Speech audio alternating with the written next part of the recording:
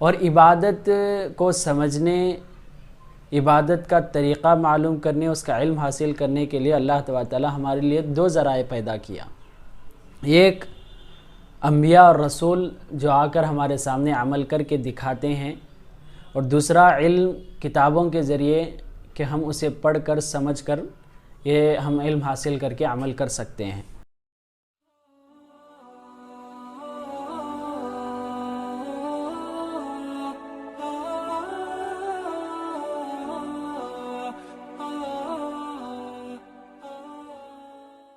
السلام علیکم ورحمۃ اللہ وبرکاتہ۔ الحمدللہ رب العالمین والصلاة والسلام علی رسولہ الکریم، اما بعد فاعوذ باللہ من الشیطان الرجیم، بسم اللہ الرحمن الرحیم۔ قال النبی صلی اللہ علیہ وسلم صلوا کما رأیتمونی اصلی۔ محترم سامعین اکرام، اللہ تبارک و تعالیٰ نے انسانوں کو اس کی عبادت کے لیے پیدا کیا ہے، اور عبادت کو سمجھنے، عبادت کا طریقہ معلوم کرنے، اس کا علم حاصل کرنے کے لیے اللہ تبارک تعالیٰ ہمارے لیے دو ذرائع پیدا کیا۔ ایک انبیاء اور رسول جو آ کر ہمارے سامنے عمل کر کے دکھاتے ہیں، اور دوسرا علم کتابوں کے ذریعے کہ ہم اسے پڑھ کر سمجھ کر یہ ہم علم حاصل کر کے عمل کر سکتے ہیں۔ تو اللہ نے عبادت کے لیے سب سے پہلا جو سبب ہے انبیاء علیہ السلام، یہ ہمارے لیے حجت ہیں، دلیل ہیں، ہمارے لیے ایمان ہے، یہ انہی کی اتباع کی وجہ سے ہم جنت تک پہنچ سکتے ہیں۔ محترم سامعین اکرام، جنازے کی نماز کے متعلق خاص طور پر میں گفتگو کرنے والا ہوں کہ کیا جنازے کی نماز کا طریقہ اور جنازے نماز میں تکبیرات کے ساتھ کس طرح ہم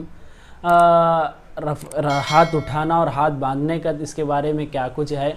بن باز رحمہ اللہ کا جو فتویٰ ہے، بن باز رحمہ اللہ کے بارے میں کے سامنے جب سوال کیا گیا تو جواب بھی آپ کے سامنے بتا دوں گا، اور اس کے ساتھ ساتھ جو چند سنتیں ہیں وہ بھی میں بتانے کی کوشش کروں گا۔ تو چلو ویڈیو ملاحظہ کریں گے، چلو شروع کریں۔ بسم اللہ۔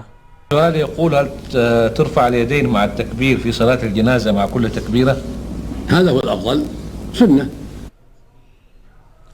تو سائل نے بن باز رحمہ اللہ سے سوال کر رہے ہیں کہ کیا جنازے کی نماز میں ہر تکبیر جب بھی اللہ اکبر کہا جاتا تو کیا ہاتھ اٹھانا ضروری ہے؟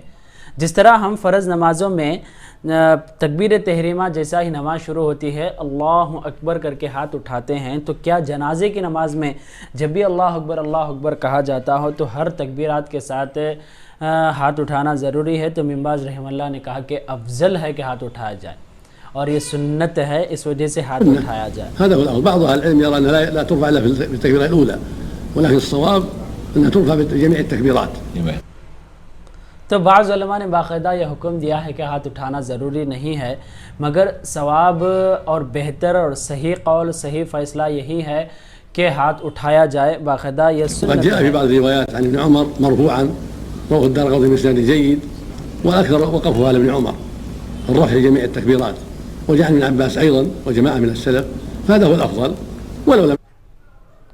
تو بن باز رحمہ اللہ باقاعدہ احادیث دلائل سے بھی یہ بات واضح کرتے ہیں کہ ابن عمر رضی اللہ عنہ سے موقوف حدیث موجود ہے کہ یہ اللہ کے رسول کو دیکھتے تھے کہ ہر تکبیرات کے ساتھ دعا اٹھاتے تھے، ہاتھ اٹھاتے تھے، اور ابن عمر رضی اللہ عنہ بھی اپنی زندگی میں یہی کچھ عمل کر رہے تھے۔ ابن عباس رضی اللہ عنہ بھی باقاعدہ ہر تکبیرات کے ساتھ ہاتھ اٹھایا کرتے تھے، اور کئی علماء سے بھی یہ حدیث ثابت ہے، یہ عمل ثابت ہے۔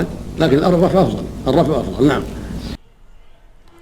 تو اس میں نہ اٹھانے پر حرج تو نہیں ہے، اگر خاموش رہ جائے اس میں کوئی حرج کی بات نہیں ہے۔ ہاں، ہاتھ اٹھانا افضل ہے، ہاتھ اٹھانا افضل ہے۔ تو اس کے ساتھ ساتھ میں چند سنتیں جو حدیث سے ثابت ہیں وہ بھی آپ کے سامنے رکھ دوں گا کہ جنازے کی نماز اللہ کے رسول صلی اللہ علیہ وسلم کس طرح اور کیا کچھ پڑھتے تھے، جو صحیح حدیث میں موجود ہے، میں آپ کے سامنے رکھ دوں گا۔ تو یہ مسئلہ تو ہم کو واضح ہو گیا کہ ہاتھ ہر تکبیرات کے ساتھ اٹھانا یہ افضل عمل ہے، افضل عمل ہے، نہیں اٹھانے پر کوئی حرج نہیں ہے۔ کئی صحابہ سے، دوسرے صحابہ سے بات ثابت ہے کہ وہ باقاعدہ ہاتھ باندھتے تھے، ہاتھ نہیں اٹھاتے تھے، تو ہاتھ اٹھانا یہ باقاعدہ افضل ہے، یہ صحیح حکم بھی ہے۔ دوسری بات کہ 4 تکبیرات یہ جنازے کی نماز میں پڑھی جائیں گے، تو 4 تکبیرات میں بھی اللہ کے رسول صلی اللہ علیہ وسلم سے واضح عمل ہے کہ کون سی چیز کس تکبیر میں کیا پڑھنا چاہیے۔ اب سب سے پہلے تکبیر جیسا ہی اللہ اکبر کہا جائے تو سورہ فاتحہ پڑھنا چاہیے، اور علماء اکرام ضمنی سورہ کو کوئی چھوٹا سورہ پڑھنے کے باقاعدہ یہ ایک اختیاری طور پر کہتے ہیں کہ باقاعدہ اگر وقت ہو تو چھوٹا کوئی سورۃ الاخلاص، سورۃ العصر، اور سورۃ الکوثر، چھوٹی کوئی صورتیں آپ پڑھ لے سکتے ہیں۔ جیسا ہی اللہ اکبر دوسری تکبیر کہے تو وہاں پر درود ابراہیم پڑھنا چاہیے، درود ابراہیم، اللہم صلی علی محمد وعلی آل محمد کما صلیت علی ابراہیم وعلی آل ابراہیم انک حمید مجید۔ اور جیسا ہی تیسری تکبیر کے لیے ہاتھ اٹھایا جائے اور تیسری تکبیر کہہ دی جائے، اس کے بعد جنازے کی کئی دعائیں موجود ہیں، اللہم اغفر لحینا و میتنا شاہدنا غائبنا، عام یہ دعا ہے، اور بچوں کے لیے خاص طور پر دعا ہے، عورتوں کے لیے الگ صیغے سے دعا ہے۔ تو جو بھی دعا آپ بہتر انداز میں یاد ہے اسے پڑھ لینا چاہیے۔ اب اور جیسا ہی 4ویں تکبیر ہو جائے گی تو فوری سلام پھیر لینا چاہیے، یہ بات تو واضح ہے۔ اب رہی تیسرے تکبیر میں دعا، اکثر لوگوں کو دعا نہیں آتی۔ کئی لوگوں سے میں بات کیا ہوں، کئی لوگوں سے میں مسئلہ پوچھا ہوں، اب اپنے طرف سے بنائے ہوئے طریقے پر بہت زیادہ عمل کرتے ہیں۔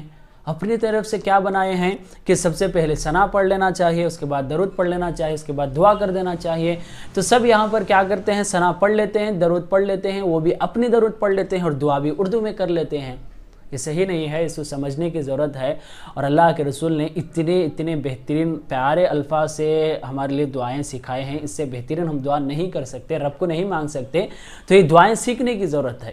انسان اتنا بھی جاہل نہیں ہونا چاہیے کہ وہ اپنے ماں باپ، اپنے دوست جو سامنے میت ہے، جس کے بارے میں ہم اتنے ان کو غسل دینا، ان کے لیے خرچ کرنا، ان کی تدفین، ان کی محنت، ان کے ساتھ کئی سال سے زندگی گزارنا، اس کے باوجود ہم کم از کم آخر میں ان کے ایک دعا نہیں کر سکتے، تو یہ ہماری مجبوری ہے، جہالت ہے، یہ ہماری کمزوری ہے۔ اس وجہ سے اسے سمجھے، دعا کسی بھی حالت میں یاد کرنے کی کوشش کریں۔ اللہ سے دعا ہے کہ اللہ تبارک و تعالی ہم سب کو جو صحیح طریقہ سنت سے ثابت ہے اسے سیکھنے، اس پر عمل کی توفیق دے، آمین۔ والسلام علیکم ورحمۃ اللہ وبرکاتہ۔